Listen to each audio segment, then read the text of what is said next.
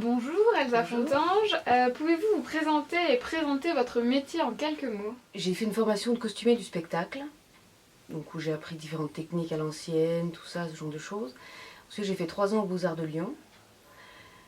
Puis j'ai fait un CAP de chapellerie au lycée Camille Claudel à Lyon. Parce que je me suis dit qu'après tout, savoir faire des robes c'est très bien, mais faire des chapeaux c'était très bien aussi. Puisqu'on n'apprend pas à faire ça en costume historique, ce qui est quand même dommage, étant donné que toutes les femmes sont chapeautées et les hommes aussi. Et puis j'aime bien le chapeau parce qu'il y a un côté sculpture et un côté 3D que je préfère aux vêtements, donc j'aime bien lier un petit peu tout. Voilà.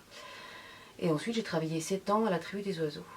Et en 2010, j'ai créé Elsa Fontange, qui est donc ma marque de chapeaux et d'accessoires, parce que je ne fais pas que des chapeaux, je fais aussi des accessoires.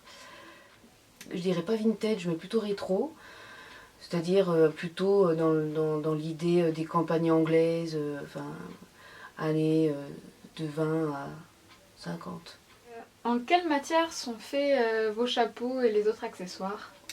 Donc ceux que je fais sont en feutre, donc soit feutre de laine, c'est l'entrée de gamme, soit feutre en poil de lapin, donc c'est le top. Sinon en paille.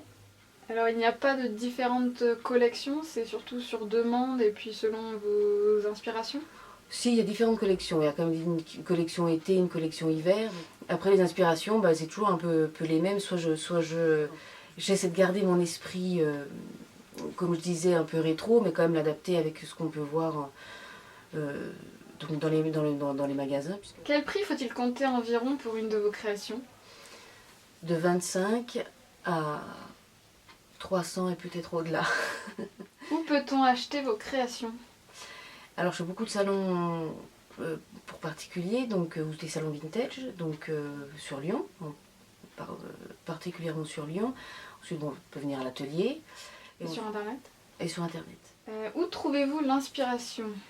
Tout est en lien en fait, ça dépend de l'état d'esprit du moment, ça dépend de plein de choses en fait. Enfin c'est banal ce que je dis, mais c'est pourtant vrai.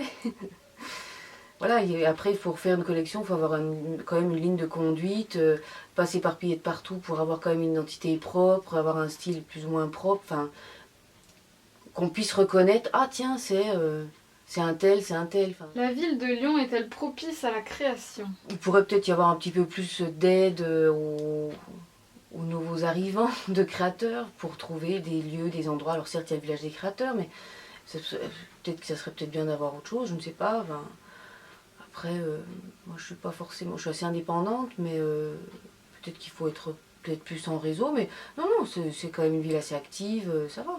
Alors la question un peu désagréable, est-ce que porter un chapeau, c'est passé de mode? Ça a eu été passé de mode, mais j'ai de la chance.